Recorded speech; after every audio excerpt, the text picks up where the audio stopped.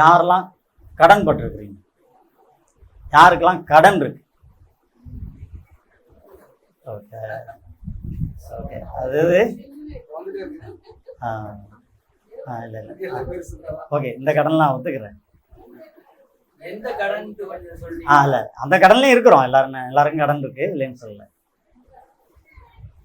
மற்றவர்களுக்காக அந்த வசனத்தை வாசிக்கலாமா? யோவான் நிருபம் முதலாம் நிருபத்தில் 4ஆம் அதிகாரம் 11ஆம் வசனம்.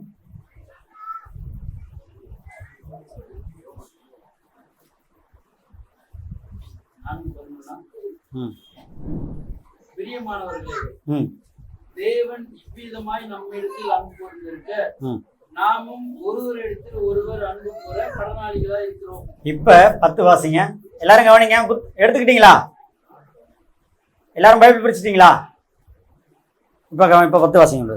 நாம் தேவனிடத்தில் அன்பு கூர்ந்ததினால் அல்ல, அவர் நம்மிடத்தில் அன்பு கூர்ந்து நம்முடைய பாவங்களை நிவர்த்தி செய்கிற கிருபாதார பலியாக நாம் தேவனிடத்தில் அன்பு கூர்ந்ததினால் அல்ல, அவர் நம்மிடத்தில் அன்பு கூர்ந்து நம்முடைய பாவங்களை நிவர்த்தி செய்கிற கிருபாதார பலியாக தம்முடைய குமாரனை அனுப்பினதினாலே அன்பு உண்டாயிருக்கிறது. இப்போ அன்பு கூற கடனாளியா இருக்கிறோம் அப்படின்னு சொல்லி 11 வாசிக்கிறோம். இவ்விதமாக அன்பு கூற கடனாளியா இருக்கிறோம் அப்படின்னு வாசிக்கிறோம். எவ்விதமானு பார்த்தா என்ன வேணா, தேவன் என்னன்னா நாம அவரிடத்துல அன்பு கூர்ந்ததுனால இல்ல, அவர் நம்ம இடத்துல அன்பு கூர்ந்து நம்முடைய பாவங்களை நிவர்த்தி செய்யக்கூடிய கிருபாதார பலியாக ஒப்பு கொடுத்து தம்முடைய குமாரனை அனுப்பி அன்பை இந்த உலகத்துல உண்டாக்கினாரு. அதனால இப்படி இருக்கிறபடினால நாமளும் மற்றவங்க மேல அன்பு கூற கடனாளிகளா இருக்கிறோம். அப்போ இதுக்கு நம்ம என்ன செய்யணும்? என் மேல இருக்க கடனை யாராவது கடனோடைய போனா பரலோகத்துக்கு போக முடியுமான்னு பார்த்தா போக முடியல. கடனாளி யாரும் இப்போ வசனத்துல இருக்கிற கடனாளி கிடையாதுல்ல, இருக்கா? சரி பார்த்துக்கலாம். பூமியில கடனை வச்சுக்கிட்டா தேவனுடைய பிள்ளைங்க இங்க கடனை வச்சுட்டு பரலோகத்துக்கு வாழ முடியாது. சரிங்களா? அதனால என்ன செய்யலாம்? இந்த உலக கடனை விடுங்க. நான் இந்த கடனை கேட்குறேன். நம்ம யார்கிட்டையுமே கடன் வாங்கினா திருப்பி இப்போ கடன் இருக்குன்னு சொன்னீங்களா? அவங்க எல்லாரும் திருப்பி கொடுக்கணும்னு பிரயாசப்பட்டு இருக்கீங்களா இல்லையா? பிரயாசப்படுறீங்கல்ல? பதிலுப்பா. ஓகே, கடன் இருக்கு, திருப்பி கொடுக்கணும்னு ஆசைப்படுறோம். இப்போ இங்க என்ன சொல்றாரு? நாமும் ஒரு அன்பு கடனாளிகளா இருக்கிறோம் அப்படின்னா என்ன செய்யணும்னு தேவன் விரும்புகிறாருன்னா அவங்ககிட்ட கேள்வி கேட்கணும். அன்பு கூறணும். அன்பு கூறதுக்கு ஒரு மேல கடனாளிகளா இருக்கணும். இல்லை அதுக்கு அந்த கடனை நம்ம அடைக்கணும்ன்றோம். யார் இடத்துல அன்பு கூறணும்? அது மட்டும் இல்லை, நம்ம இடத்துல நம்மளை நேசிக்கிறவங்ககிட்ட மட்டும் இல்லை. கர்த்தர் 10 என்ன சொல்றாரு? நாம் தேவனிடத்துல அன்பு கூர்ந்தனால அல்ல, உங்களுக்கு பிடிச்சமானவங்க இவங்க, எனக்கு பிரியமானவங்க இவங்க என்ன நேசிக்கிறாங்க, அவங்க என் மேல அன்பா இருக்கிறாங்க, அதனால நான் அவங்களுக்கு அன்பை இப்படி உன்னை பெற்றுக்கொண்டு உன்னை கொடுக்கறது இல்லை. கடன் வசனம் சொல்லுதுல, சத்துருவை சிநேகியுங்கள். அப்போ இதுல என்ன அப்படின்னா, நம்ம எல்லா இடத்துலும் அன்பு கூற கடனாளிகளா இருக்கோம். நம்ம சுற்றி இருக்கிறவங்க இந்த கடனை அடைக்கலைன்னா தேவன் கேட்பாரா? கேட்க மாட்டாரா? கண்டிப்பா கேள்வி கேட்பார்ல.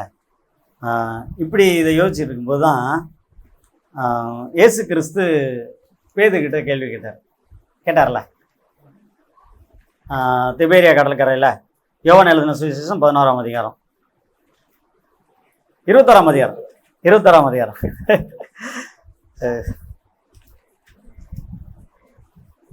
15 17 வரைக்கும். இல்லை, எல்லாரும் எடுத்துங்க, பைபிள் எடுத்துங்க. அது நம்ம இந்த சம்பவம் எல்லாருக்கும் மேக்சிமம் தெரியும். என்ன தெரியுங்களா?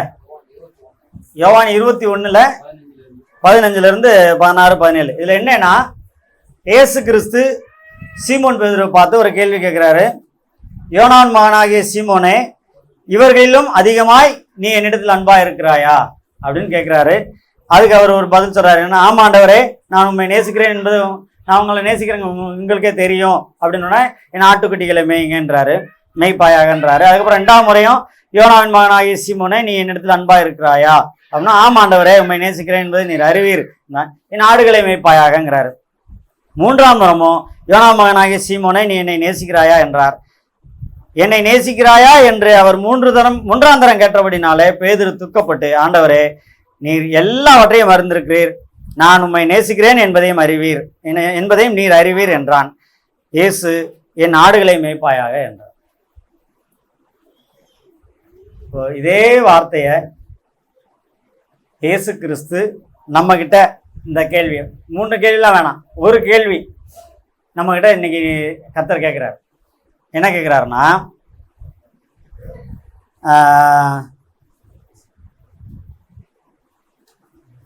வாழ்வு தரும் நற்செய்தி மன்றத்தின் பிரஜைகள், அதாவது கன்னையினர் சபையில ஐக்கியமாக இருக்கிற நீங்க எல்லாரும், மற்ற எல்லார்களை பார்க்கிலும் நீங்க என்னிடத்துல அன்பா இருக்கிறீங்களா அப்படின்னு கேட்டா உங்களுடைய பதில் என்ன? அன்பா இருக்கிறீங்க, நாங்க அன்பா தான் இருக்கிறோம். அப்போ நம்ம சகோதரர் என்ன சொல்லியிருக்காரு, சங்கர் பிரதரே, நான் உங்களிடத்துல அன்பா இருக்கிறேன்னு சொல்றாரு. மற்றவங்க, இவர்கள் எல்லாரை காட்டிலும் நீ என்னிடத்துல அன்பா இருக்கிறாயான்னு கேட்கிறார். அப்போ நிறைய பேர் அவர்கிட்ட அன்பா இருக்கிறாங்க, அவர்களுடைய அன்பிலும் மேலான உன்னுடைய அன்பு அதிகமா இருக்குதா அப்படின்னு கேட்கிறாரு. சரி, அப்போ நாம் அவர்கிட்ட அன்பா இருந்தால் நம்ம என்ன செய்யணும்? நம்ம மேல இருக்கிற கடனை, கிறிஸ்து என்னை எப்படி நான் அவரை நேசிக்காத போல முந்தி வந்து என்ன நேசிச்சாரோ, என்னை எப்படியாவது அவரோட கூட கொண்டு போகணும் அப்படிங்கிறதுக்காக தன்னுடைய வாழ்க்கையை கொடுத்து என்னை மீட்டு கொண்டாரோ, நாம் தேவனிடத்தில் அன்பா இருக்கிறவர்கள், நமக்கு பிரியமானவங்களை மட்டும் இல்லை, நமக்கு சத்துருக்களா இருக்கிறவர்களையும் நாம் நேசிக்கிறவர்களா இருந்து அவரிடத்துல அன்பு கூர்ந்து அவர்களும் நம்மோடு கூட கிறிஸ்து எப்படி அவரோடு கூட வாழக்கூடிய வாழ்க்கையை நமக்கு கொடுத்துருக்கிறாரோ, நாமும் நம்மை நேசிக்கிறவர்கள் மட்டுமல்ல எல்லாரும் நம்மோடு கூட வாழக்கூடிய வாழ்க்கையை அவர்கள் பெற்றுக்கொள்ள வேண்டும் என்பதற்காக நம்ம என்ன செய்யணும்? நம்முடைய வாழ்க்கையை கொடுக்குங்களா? கிறிஸ்து என்ன பண்ணார்? அவருடைய வாழ்க்கையே கொடுத்து நமக்காக மரித்து அடக்கம் பண்ணப்பட்டு 3ஆம் நாளில் உயிரோடு எழுந்து நமக்கு அந்த மாபெரும் ஸ்லாக்கியத்தை நம்ம வாழ்க்கையில் கொடுத்தோம். நம்ம யாராக இருந்தோம் அப்படின்னா, லூக்கா எழுதின சுவிசேஷம் 5ஆம் அதிகாரத்தில் சொல்லியிருக்கு. இந்த உலக வாழ்க்கைக்கான பேதுரு யாராக இருந்தார்? மீன் பிடிக்கிறவர் இருந்தா. லூக்கா எழுதின சுவிசேஷம் 5ஆம் அதிகாரம் 1 முதல் 5 முறை வாசிக்கலாமா? அதில் என்ன பண்ணார்? அந்த சம்பவம் தெரியல, மீன் பிடிக்க போனாங்கல்ல, வாசிங்க, அதை வாசிச்சிருவோம் பகுதி. லூக்கா 5.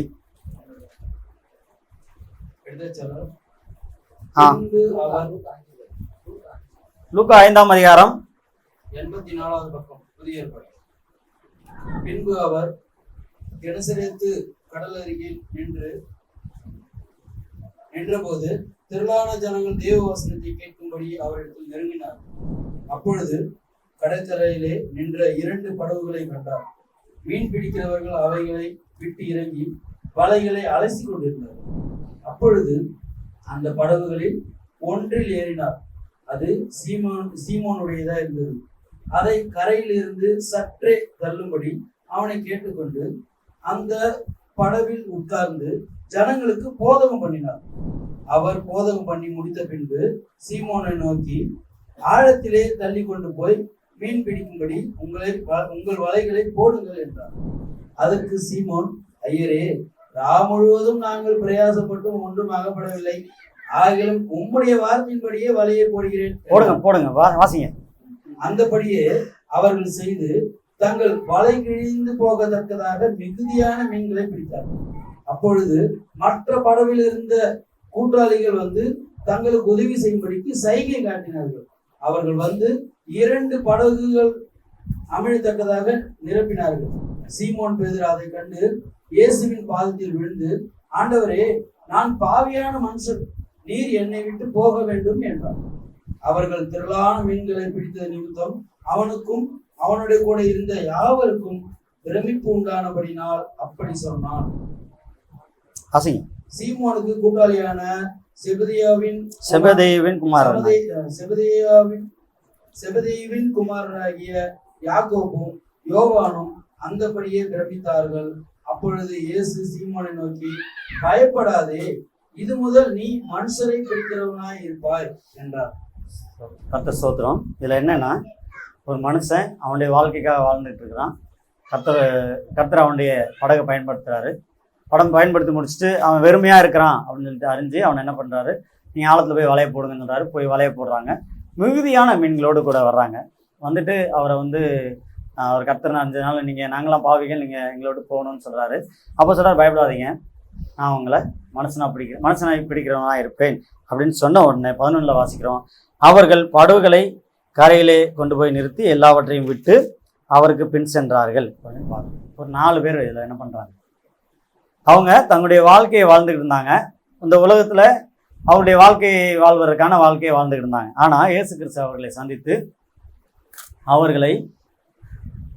அவருடைய வாழ்க்கையை புதுப்பித்து அவங்க ஒரு வேலை செஞ்சுருந்தாங்க. நீ இந்த வேலைக்கு வேணாம், இன்னொரு வேலை செய்யி அப்படின்னு சொல்லி அவரோடு கூட தம்முடைய சீசர்களாக அவருடைய பிள்ளைகள் அவரை பின்பற்றுவர்களாக என்ன பண்ணார், நீங்கள் இன்னிலேருந்து மனுஷனை பிடிக்குங்களா இருப்பீங்க அப்படின்னு சொல்லி கூப்பிட்றாரு.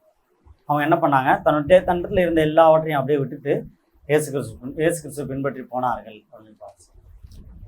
இதே நிலைமை தான் நம்முடைய வாழ்க்கையிலும். நாம் இந்த பூமியில் மேலானவைகளை நோக்காமல் நமக்கு இந்த பூமியில் என்ன நமக்கு நம்மளை வந்து நிலைநிறுத்திக் கொள்ளலாம், நம்மளை வளர்த்து கொள்ளலாம், நம்மளை உயர்த்தி கொள்ளலாம், நம்முடைய பரம்பரைக்கு என்ன சேர்த்து வைக்கல, இப்படி வாழ்ந்துக்கிட்டு இருந்தோம். ஆனால் அதோடைய முடிவு என்னன்னு பார்த்தா அந்த சீமோனுடைய வெறும் படகு போல வெறும் படகாக இருந்துச்சு. ஆனால் இயேசு கிறிஸ்து சொன்னார், நான் இந்த வாழ்க்கையும் நான் நிறைவேற்ற நீங்கள் இந்த வெறுமையாக இருக்கிற இந்த வாழ்க்கையும் உங்களுக்கு நிறைவே கொடுக்க என்னால் முடியும்.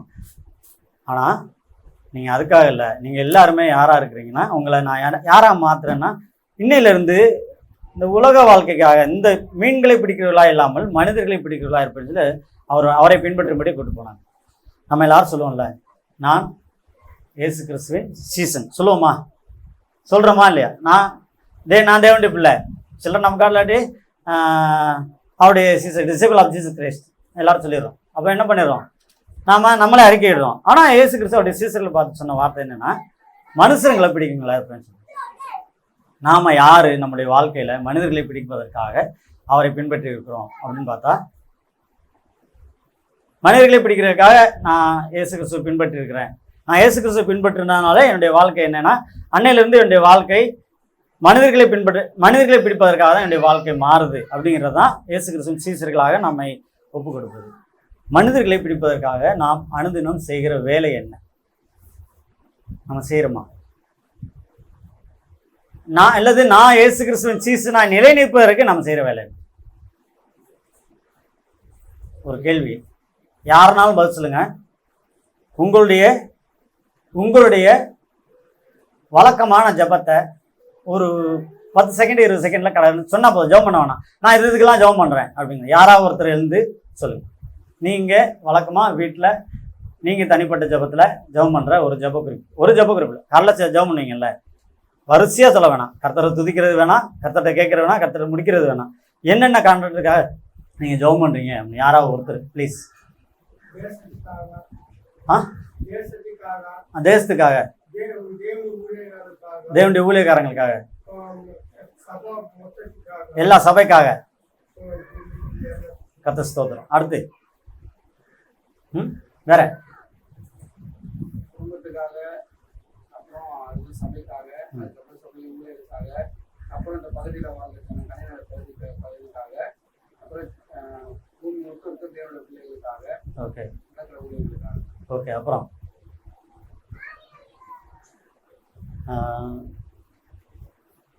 பிரதர் வந்து என்ன பண்ணிட்டாரு, அவருடைய வேலையில் தேசத்தில் இருக்க எல்லா ஊழியக்காரங்க, எல்லா சபைக்காக, எல்லா ஜனங்களுக்காக. ஆனால் ஜோசப் கொஞ்சம் விரிவாக வந்துட்டான், பகுதியாக நம்மளை சுற்றி இருக்க ஜனங்களுக்காக. இந்த ஜப குறிப்பு வந்து நமக்கு முக்கியமாக இருக்கும். என்ன அப்படின்னா,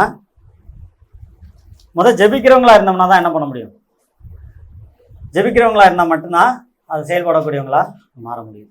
பின்னாடி இருக்க சகோதரிகள் யாருமே பேசுனீங்களா? சரி, எனக்கு கேட்கல, சோச்சிக்காதீங்க.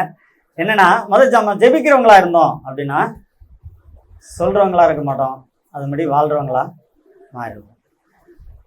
இயேசு கிறிஸ்துவ கூட 3 வருஷம் இவர்கள் யாராக இருந்தாங்க, மனிதர்களை பிடிப்பதற்காக அவர்களை ஆயத்தம் பண்ணிக்கிட்டு இருந்தார். ஆனால் 21ஆம் அதிகாரத்தில் முதல் வசனத்தை வாசிங்க. யோவான் எழுதின சுவிசேஷம் 21ஆம் அதிகாரம் முதல் வசனம். ஒரு 7 பேர் இயேசு கிறிஸ்துவின் சீசர்கள்ல ஒரு 7 பேர் இந்த இடத்துல இருக்கிறாங்க. முதல் வசனம் 3ஆம் வசனம் வாசிங்க. சீமோன் பேதுரு மற்றவர்களை நோக்கி மீன் பிடிக்க போகிறேன் என்றான். அதற்கு அவர்கள், நாங்களும் உம்முடனே கூட வருகிறோம் என்றார்கள். அவர்கள் புறப்பட்டு போய் உடனே படவேறினார்கள். அந்த ராத்திரியிலே அவர்களுக்கு ஒன்றும் பிடிக்கவில்லை.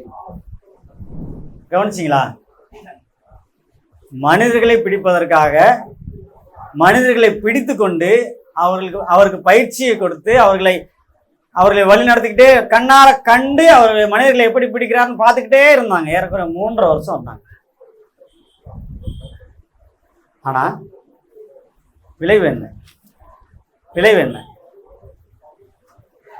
அவர் இறந்து அடக்கம் பண்ணப்பட்டு உயிரோடு எழுந்து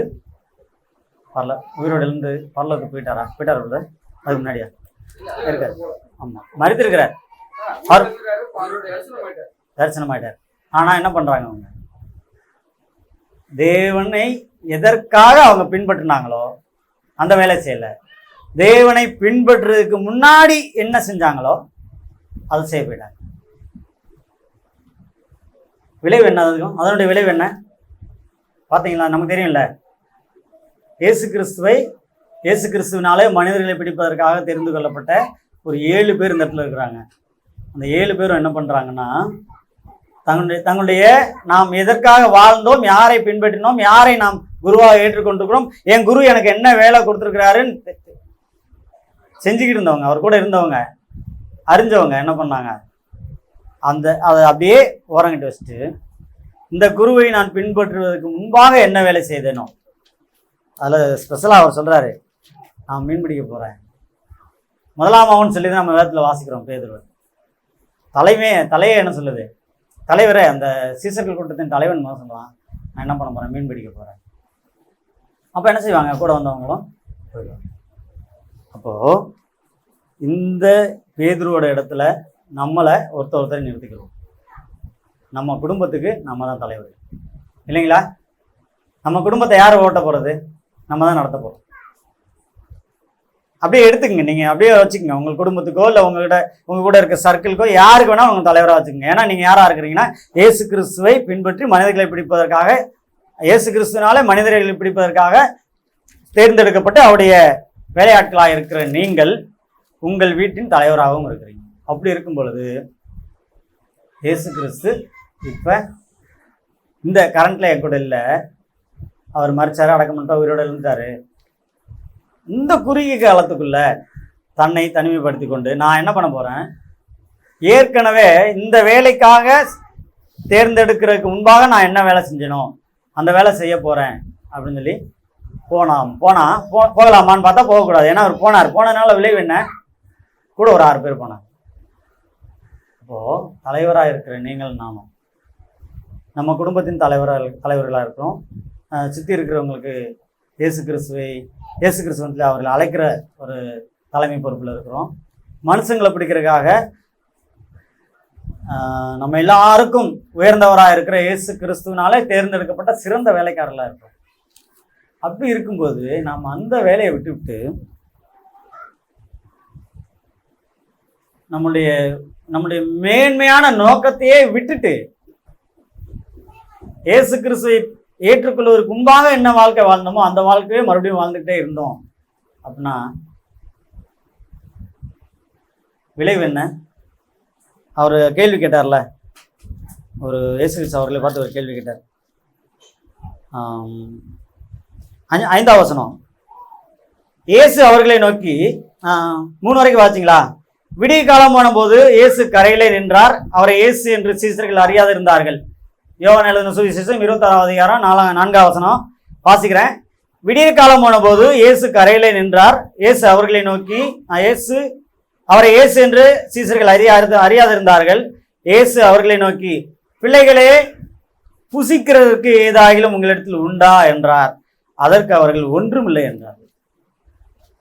அதாவது நம்மை ஒரு முக்கியமான நோக்கத்துக்காக தேர்ந்தெடுக்கப்பட்டு அவர்களை நம்மை வைத்திருக்கிறார் என்பது அந்த வேலையை செய்யாம வேற வேலை செஞ்சோம் அப்படின்னா அதனுடைய பலன் என்னவா? அதனுடைய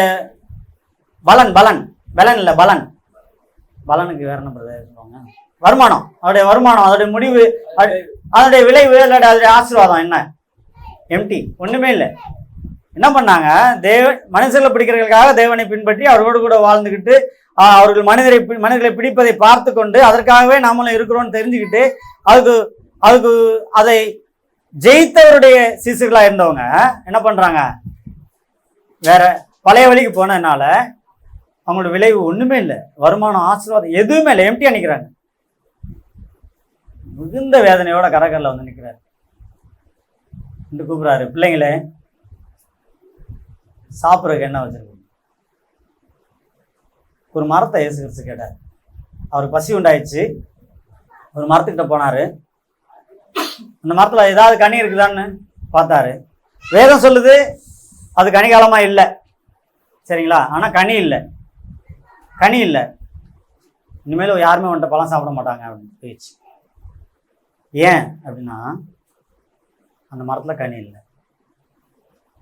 அந்த மரம் வளர்ந்து செடி தந்து நிழல் தந்து பசுமை தந்து நல்ல வேற இருக்க பிடிச்சி நல்ல செழுமையா இருக்கு. கனி இல்லை. நோக்கம் என்ன பண்ணல? நிறைவேறல. நோக்கம் நிறைவேறாதனால இயேசு கிறிஸ்து வராரு, அங்க எம்டியா இருக்கு. இவங்க என்ன பண்றாங்க? அவங்க நோக்கத்தை அவங்க விட்டு போனதுனால ஒரு நாள் முழுவதும் இரவு முழுவதும் பிரயாசப்படுறாங்க. காலையில இயேசு கிறிஸ்து அவங்ககிட்ட வந்த பிள்ளைங்களை ஏதாவது புசிக்கிறதுக்கு ஏதாவது இருக்கா? உங்களையும் என்னையும் பார்த்து இதே வார்த்தையை இயேசு கிறிஸ்து கேட்டா நம்ம என்ன பதில் சொல்லுவோம்? இருக்கு, என்கிட்ட நான் ஒரு கனி வச்சிருக்கேன் கர்த்தாவே, இது சாப்பிடுங்க. என்ன சொல்ல முடியும்? இல்லைன்னா பல கனிகள் வைத்திருக்கிற அவரை திருப்தியாக போசிக்கிறவர்கள் இருந்தீங்கன்னா ரொம்ப சந்தோஷம். இல்லாதவங்களை மட்டும் கேட்குறேன். நான் மனிதர்களை பிடிப்பதற்காகவே தெரிந்து கொள்ளப்பட்ட அவருடைய வேலைக்காரன் அப்படின்னு இருக்கும்போது நான் அந்த வேலையை செய்யாம என் வாழ்க்கை பூரா ஓடிக்கிட்டு இருக்கோம். விளைவு பார்த்தீங்கன்னா என்னவா? ஒண்ணுமே இல்லையா? நம்ம இப்படி ஓடுறதோட விளைவு நம்ம இது மூலமா நம்ம எவ்வளவு சேர்த்து வச்சிருந்தாலும் நம்ம போகும்போது அதெல்லாம் விட்டுட்டு போறோம். விளைவு ஒண்ணுமே இல்லை. இயேசு கிறிஸ்துவன்ட்ட என்னப்பா இருக்குன்னு கேட்டா என்ன பண்றோம்? நான் இவ்வளவு நாள் உழைச்சேன், உங்களோட கூட உழைச்சேன், எல்லாம் சேர்த்து வச்சேன், ஆனா உங்கள்கிட்ட கொடுக்குறதுக்கு எனக்கு ஒண்ணுமே இல்லை அப்படின்னா நம்முடைய நிலைமை என்ன? பரிதாபம். இப்படிப்பட்ட நேரத்துல அவங்களுக்கு ஆகாரத்தை கொடுக்குறாரு. வாசிப்புமா 6ஆம் வசனம் வாசிங்க. அப்பொழுது அவர் நீங்கள் படகுக்கு வலதுபுறமாக வலையை போடுங்கள், அப்பொழுது உங்களுக்கு அகப்படும் என்றார். இதுக்கப்புறம் நமக்கு என்ன தெரியுதுன்னா, இயேசு கிறிஸ்து மறுபடியும் அவங்களுக்கு ஏற்கனவே சொன்னது போல எம்டியா இருந்த அவங்கள என்ன பண்ணாரு? போங்கப்பா, ஆழத்துல போய் போடுங்கப்பா அப்படின்னாங்க. போட்டாருங்க. 2 படகு, ஒரு படகுல போனாங்க. இந்த படகு ரொம்பிச்சு. அருகாமையில செபதேவன்குமார்கள் மீன் பிடிச்சிருந்தாங்க. அவங்களையும் கூப்பிட்டு அவங்களையும் நிரப்பி வந்து கரையில வந்து அதை எல்லாத்தையும் விட்டுட்டு, இதை விட நீர் தான் எங்களுக்கு மேன்மை, நீர் தான் எங்களுக்கு வேணும் அப்படின்னு சொல்லி உண்மை நாங்க பின்பற்றோம் சொல்லி இதை விட்டுட்டு போனவங்க மறுபடியும் எதை விட்டுட்டு போனாங்களோ அதை தேடி அதன் விளைவும் ஒண்ணுமே இல்லாம இருந்த பொழுதும் மறுபடியும் அவர்களுக்கு ஒரு வழியை காண்பித்து நீங்க என்ன பண்ணுங்க, வலது பக்கமா வலைய போடுங்கன்னு சொல்றாரு. அப்புறம் என்ன நடந்தது? திரளான மீன்கள் அகப்பட்டதுனால் அதை இழுக்க மாட்டாதிருந்தார்கள் என்று சொல்லி பார்க்கிறோம்.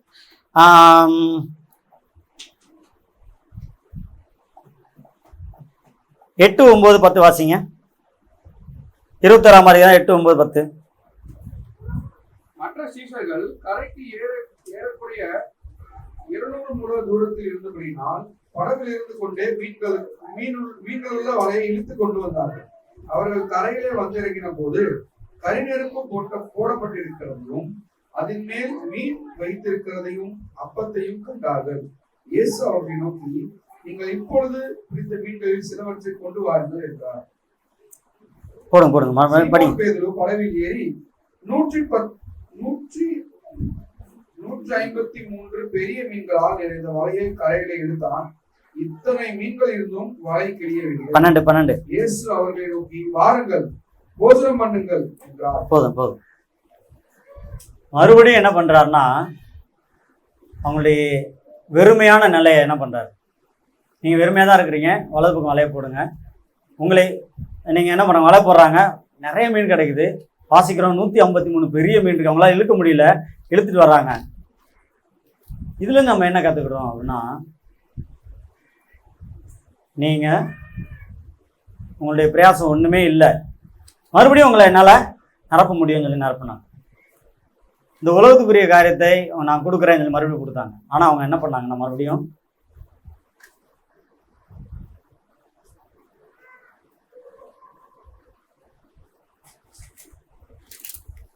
அதை சார்ந்தவங்க வாழ்வு. அப்படி மறுபடியும் அவங்க இழந்ததை, இந்த பூமிக்கு அந்த உலக வாழ்க்கைக்கு தாண்டா போறீங்க, போங்கடா அப்படின்னு அதையும் அவரை என்ன நிரப்பினாருன்னா, அவங்க அதை அவங்களுக்கு அதுலேருந்தும் இவரும் ஒரு நாள் முழுவதும் பிரயாசப்பட்டு எம்டியாக வந்து அவங்களுக்கு கரையில் சாப்பாடு செஞ்சு வச்சுருக்கிறாரு, அவங்களுக்கு அதை கொடுக்குறாரு, புதுசாக கொண்டு வந்ததுலேருந்தும் அவங்களுக்கு அதை செய்து கொடுக்குறாரு அப்படின்னு சொல்லி பார்க்குறோம்.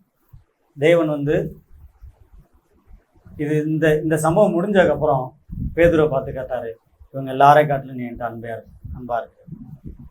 நம்ம ஒரு காலத்தில் நம்முடைய உலக வாழ்க்கைக்காகவே எனக்கு பிடிச்சது மட்டும், எனக்கு எது நல்லா தருதோ அது மட்டும் செஞ்சுக்கிட்டு இந்த அழிந்து போகிற பலன் இல்லாத கனி இல்லாத ஒரு வாழ்க்கையே வாழ்ந்துட்டு இருந்த நம்ம தேடி வந்து ஆழத்தில் வலையை போட்டு நம்மளை நிரப்பினார்.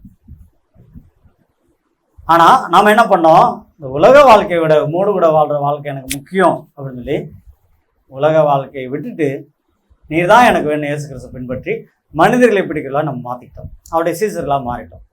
அவருடைய சீசர்களாய் மாறிய பின்பு அவருக்கும் நமக்கும் இருந்த உறவுல நிலைச்சி இருக்கிற வரைக்கும் என்ன பண்ணோம்னா, அந்த வேலையை செஞ்சுக்கிட்டே இருந்தோம், அதை கற்றுக்கிட்டே இருந்தோம், அவரோட கூட ஈடுபட்டு இருந்தோம். ஒரு காலத்தில் அவர் இல்லை அப்படின்னு நம்ம நினச்சிக்கிட்டு, ஒருவேளை நம்ம அவருக்கும் நமக்கும் ஒரு கேப் விட்டுட்டோம் அப்படின்னா நம்மளுடைய எண்ணம் எங்கே தோணுது, மறுபடியும் பழைய வாழ்க்கையை தேடக்கூடிய இவங்களை போல பழைய வாழ்க்கையை தேடுறதுனால நான் மட்டும் போல நம்மளோட கூட இருக்கிற கூட்டத்தையும் என்ன பண்ணுறோம், பழைய வாழ்க்கைக்கு இருக்கிறோம். ஆனால் தேவன் சொல்கிறாரு, அப்படி போனால் வெறுமை தான். ஆனால் உங்களை எல்லா விதத்திலும் உங்களை கோசிக்க நான் வல்லவராக இருக்கிறேன் அப்படின்னு சொல்லி அவர்களுக்கு மறுபடியும் அவர்களை நிரப்பி அவர்களை கூட்டு அவருக்குரிய போஜனத்தை கொடுத்துட்டு அதுக்கப்புறம் கேட்குறாரு, நீங்கள் எனக்கு அன்பாக இருக்கிறீங்களா? இந்த வார்த்தையை இயேசு கிறிஸ்து இன்னைக்கு இங்கே கேட்குறாரு நம்மளுக்கு. எப்பா, நீங்கள் வந்து உலகத்தில் வாழ்ந்துக்கிட்டு இருந்தீங்க, உங்களை நான் சந்தித்தேன், உங்களை நிரப்புனேன், நீங்கள் என்ன பண்ணீங்க, எனக்கு அது உலக வாழ்க்கை வேண்டாம், விட உங்களோட கூட வாழ்கிற வாழ்க்கை தான் எனக்கு வேணும்னு சொல்லி என்னை உங்களோட தகப்பனாக ஏற்றுக்கிட்டீங்க, அல்லது உங்களோட குருவாக ஏற்றுக்கிட்டீங்க, சந்தோஷம். அதுக்குரிய வழியில் நீங்கள் என்னோட நடத்திக்கிட்டே இருந்தீங்க. ஆனால் ஏதோ ஒன்று உங்களுக்கும் எனக்கும் இடையில, ஏசாயா 59:2 வாசிக்கிற மாதிரி தேவனுக்கும் நமக்கும் இடையில சில காரியங்கள் உள்ள அக்கிரமங்களும் பாவங்களும் உள்ள வந்தபோது நம்ம இது போய் அவரை விட்டு கொஞ்சம் விலகும் பொழுது நம்மளுடைய எண்ணம் எங்கே போயிடுச்சுன்னா மறுபடியும் உலக வாழ்க்கைக்கு போனதுனால எம்டி ஆகி போயிட்டோம். ஆனால் தேவன் சொல்கிறாரு, உங்களை மறுபடியும் நான் நிரப்ப வல்லவராக இருக்கிறேன், உங்களுடைய எல்லா தேவைகளையும் சந்திக்க வல்லவராக இருக்கிறேன். ஆனால் நீங்கள் என் இடத்துல அன்பாக இருக்கிறீங்களா? அன்னைக்கு ஏற்றுக்கொண்ட அதே அன்போடு நீங்கள் என் இடத்துல அன்பாக இருக்கிறீங்களா? மற்றவங்களை விட உங்களுக்கு நான் என்ன பண்ணுறேன், உயிரை கொடுத்துருக்குறேன், உங்களை எல்லா விதத்திலும் போஷிக்கிற வல்லவராக இருக்கிறேன், உங்களை என்னோடு கூட எனக்கு என்ன உரிமை இருக்கிறதோ அதே உரிமையை பரலோகத்தில் தேவனுடைய வீட்டில் தேவனுடைய ராஜ்யத்தில் உங்களுக்கு கொடுத்து என்னோடு கூட உயர்த்தி இருக்கிறேன், உன்னதங்களிலே உங்களை உட்கார வச்சிருக்கிறேன். அப்படி இருக்கிற என்னை விட்டுவிட்டு ஏன் மறுபடியும் என்ன பண்ண போறீங்க, உலகத்துக்கு போறீங்க? நீங்க என்னது உண்மையாவே என்ன நேசிக்கிறீங்களா? அதான் என் கேள்வி. இவர்கள் எல்லாரும் காட்டிலும் நீங்க இடத்துல அன்பா இருக்கிறியா அப்படின்னா உண்மையாவே நேசிக்கிறேன் கேட்ட நீங்க என்ன சொல்றீங்க? இன்னைக்கு பதில், இன்னைக்கு நம்மகிட்ட அவங்ககிட்ட எல்லாரும் ஒரு கேள்வி, இது வரைக்கும் பதில் சொல்லாதவங்க யாராவது பதில் சொல்லுங்க. உண்மையாகவே நான் இயேசு கிறிஸ்துவை இப்ப சீமோன் பேர் யோனாவின் மகனாகிய சீமோனே, இவர்களிலும் அதிகமாய் நீ இடத்துல அன்பா இருக்கிறாயா அப்படின்னு கேட்டார்ல. இப்ப யாராவது ஒருத்தரை உங்க பேரை வச்சுக்கிறோம், இப்ப என்ன வச்சுக்கிறேன்னு வைங்களேன், டேனியல், இவர்கள் எல்லாரும் காட்டிலும் நீ என்னிடத்துல அன்பா இருக்கிறாயா அப்படின்னு என்ன கேட்டாருன்னா நான் என்ன பதில் சொல்லுவேன்? அதே மாதிரி இப்போ யாராவது ஒருத்தர் இது வரைக்கும் பதில் சொல்லாதவங்க யாராவது ஒருத்தர் சொல்லுங்க, உங்களை பார்த்து இயேசு கிறிஸ்து கேட்கிறாரு, நீங்க என்ன பதில் சொல்லுவீங்க?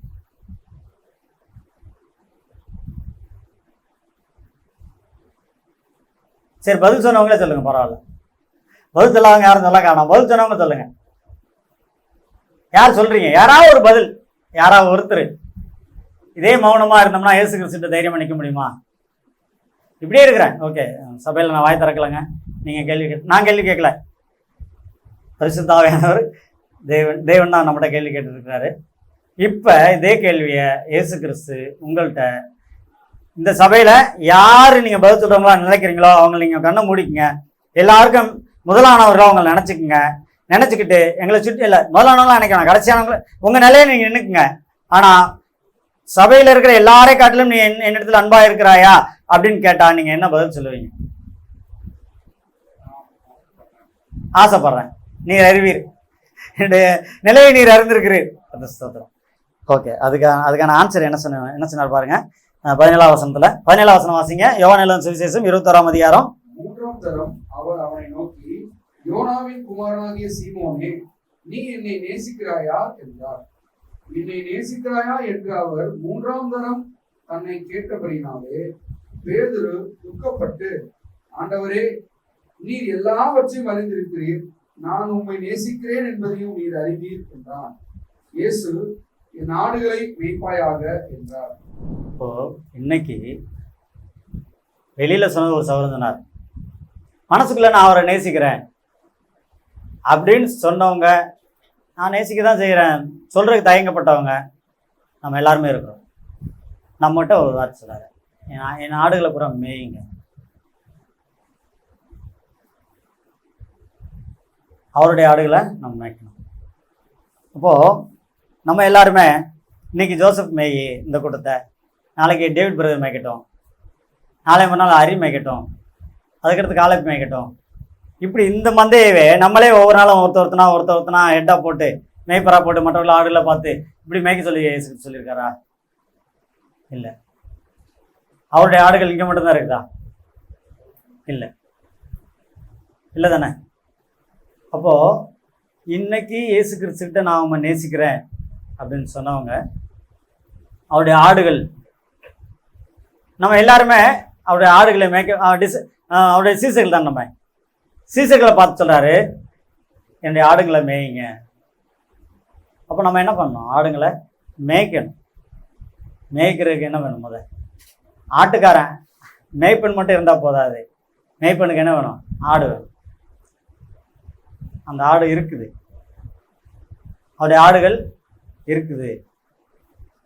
தேவனுடைய ஆடுகள் நம்ம சுற்றி நிறைய கூட்டமாக இருக்குது. ஆனால் நீங்கள் நானும் மேய்க்கிறதுக்கு, நான் நம்மளை சுற்றி இருக்கிற எனக்கு கர்த்தர் கொடுத்துக்கிற ஆடுகளை மேய்க்கணுங்கிறக்க நாம் முன் வந்தோம் அப்படின்னா நம்ம ஆடுகளை சம்பாதிப்போம், அந்த ஆடுகளை மேய்ப்போம். இயேசு கிறிஸ்து அவர் சந்திக்கும் போது என்ன சொல்லுவோம்?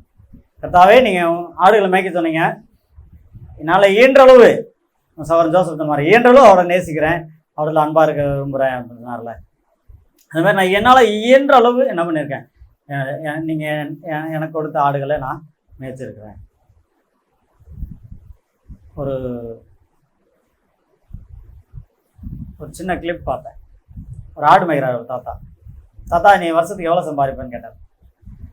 ஒரு 60 குட்டி இருக்கு, 60 ஆடு இருக்கு, ஒரு 30 குட்டி போடும் அப்படின்னு பார்த்தா ஒரு வருஷத்தில் ஒரு 3 லட்சம் சம்பாதிப்பேன் அப்படின்னாரு.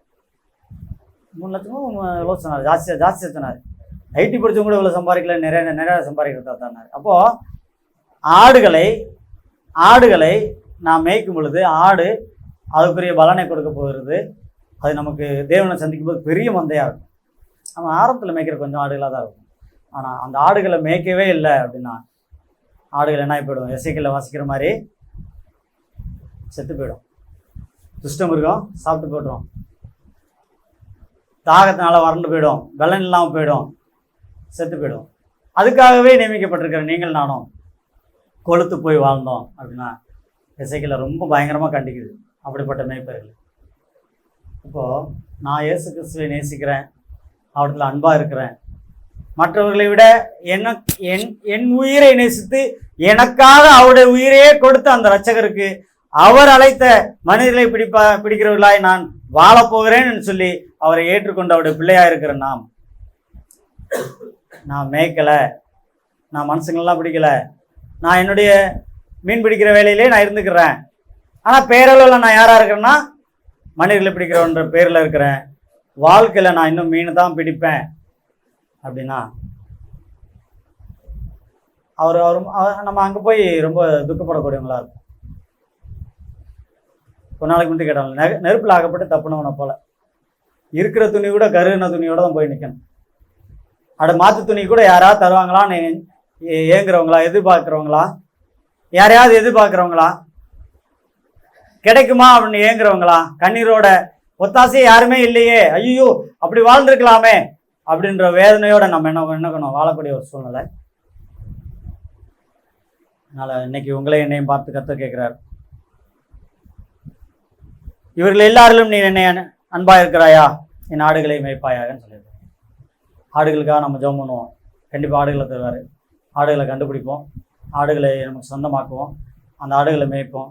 அதன் பலனோடு கூட, அதன் வருமானத்தோடு கூட, அதன் விளைவோடு கூட, அதன் ஆசீர்வாதத்தோடு கூட நாம் தேவனை சந்திக்கும் பொழுது ஒரு மந்தையாய் அந்த வேலைக்காரங்க செஞ்சது போல 2 4 5 10 மாற்றினது போல பெரிய மந்தையாய் நாம் போனோம் அப்படின்னா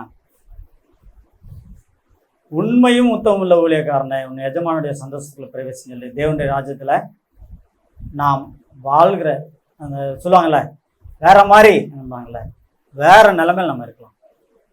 நம்முடைய நிலைமை இல்லை அப்படின்னா வேற நிலைமையில தான் இருக்கணும். என்ன நிலைமையில? நெருப்பில் ஆகப்பட்ட தப்புனவனு போல அப்படிப்பட்ட நிலைமையில இருக்கணும். எந்த நிலைமையில நம்ம வாழணும் அப்படிங்கிறதுக்கு நம்ம தான் இந்த வார்த்தையை எனக்கும் நமக்கும் சொந்தமாக்கி நம்ம வாழ்ந்தோம் அப்படின்னா உண்மையாகவே நாம் தேவனை சந்திக்கும் பொழுது நாம் அறிக்கையிடுகிற சோத்திரத்தில் சொல்லுகிற ஆம் கிறிஸ்துவானவரே வாரும் என்று சொல்லி அறிக்கையிட அந்த அறிக்கையாக இருக்கட்டும், நம்முடைய குடியிருப்பு பரலோகத்தில் இருக்குது, அங்கிருந்து இரட்சகராய கிறிஸ்தனும் கர்த்தராய கிறிஸ்தனும் இரட்சகர் வரை எதிர்பார்த்து காத்து கொண்டிருக்கிறோம் என்று சொல்லி அவருடைய எதிர்பார்ப்பை நோக்கி கொண்டிருக்கிற கூட்டமாகவும் நாம் இருக்க முடியும். இல்லைனா பேரளவில் வாழ்ந்துக்கிட்டு மீன் பிடிக்கிறவங்களா இருந்து அதன் பலனாகி எம்டி போட்டால் தான் நம்ம இருக்க முடியும். நம்முடைய படகு எம்டியாக தான் இருக்கும் காலத்துக்கும். அந்த வந்து சாப்பிட்ற கூட அவங்களுக்கு இல்லை, அவர் தான் அவங்களுக்கு அப்பமும் எண்ணெயும் அதை மீனும் வச்சுருந்தார். அதனால் நம்ம யோசிப்போம், நம்ம ஒப்பு கொடுப்போம், தேவனுடைய நம்ம வாழுவோம், நம்முடைய ஆடுகளை தேடுவோம், அது பெரிய பலனை கற்று தருவார். தேவன் தாமே மகிமைப்படுவாராக. ஆமென்.